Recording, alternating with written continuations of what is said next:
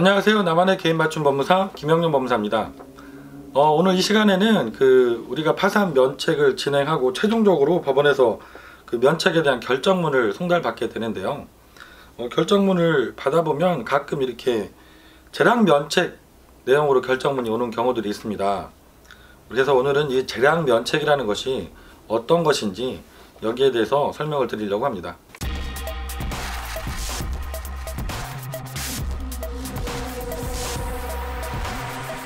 우리가 개인 파산 및 면책 신청서를 법원에 제출하면 여러가지 절차를 거쳐서 최종적으로 문제가 없는 분들은 면책 불허 사유가 없는 경우죠. 면책 결정이라는 것을 받게 됩니다.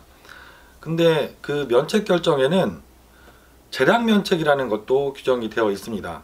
이 재량 면책이 뭐냐면 채무자를 신문하고 조사해 보니까 면책 불허가에 해당하는 사실이 있습니다.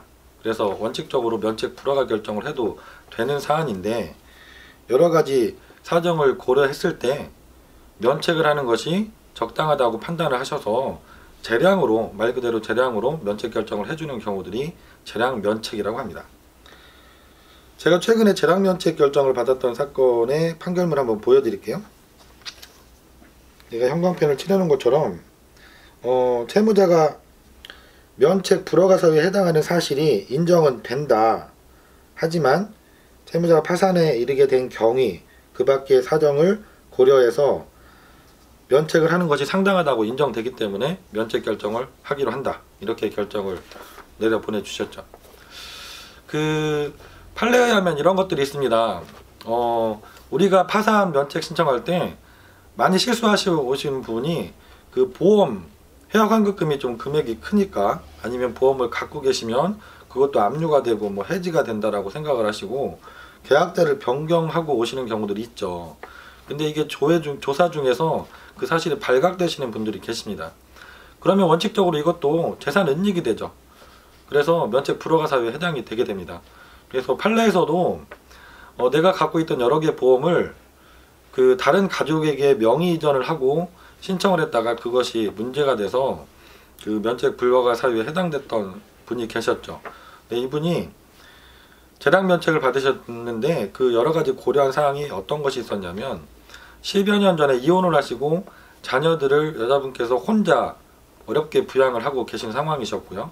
현재도 경제활동을 그다지 많은 일을 못하고 있어 일용직 정도로 활동하고 계셨고 채무가 발생한 경위도 본인이 도박하거나 낭비해서 발생했던 것이 아니라 전 남편의 사업 때문에 보증을 섰다가 생긴 채무였습니다.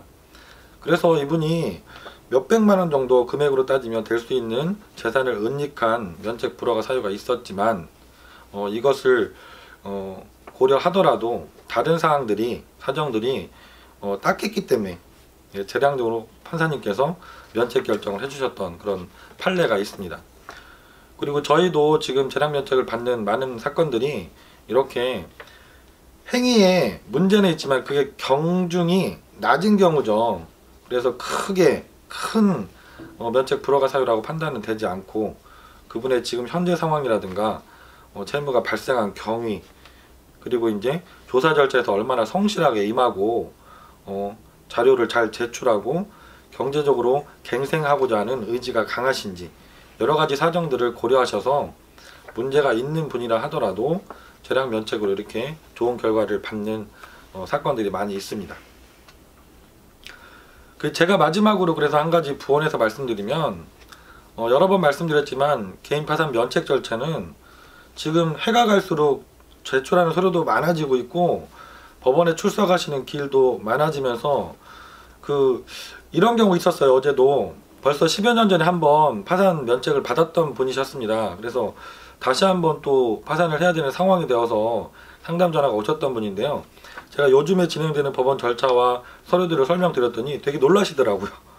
옛날에는 그냥 서류 간단하게 제출하고 법무사 사무실에서 알아서 다 진행을 해줬고 법원에는 한 번도 나간 적이 없는데 왜 이렇게 복잡해졌냐 이렇게 말씀하시더라고요. 근데 이게 지금 예전하고는 많이 절차가 달라졌습니다. 서류 제출하는 것도 너무 많아졌고 법원에도 기본적으로 3번 이상 출석하셔야 되죠. 이 과정 중에서 제일 중요한 게 파산 관제인 조사 절차입니다. 면담 기일도 있으시고 제출한 서류도 많습니다. 그리고 면담 갔다 오시면 또 추가로 소명해 달라고 하거나 자료 제출을 요구하시는 경우도 많죠. 이게 어렵다고 힘들다고 하시는 분들도 상당히 많으시거든요. 하지만 관제인 조사 절차에 성실하게 임하시는 것이 상당히 중요합니다. 내가 최대한 할 수 있다고 하면 자료도 최대한 준비해서 보기 편하게 정리도 잘 해주셔야 되고요. 물론 그건 진행하시는 사무실과 잘 상의하시면서 준비하셔야겠죠.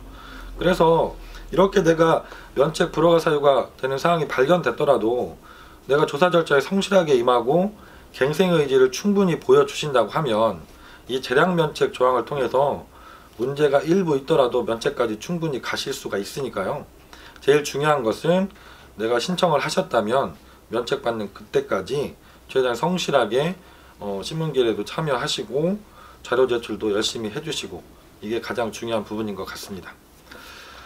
오늘은 제가 파산 면책 절차에서 재량 면책이 어떤 것인지 이 부분에 대해서 설명을 드렸습니다. 감사합니다.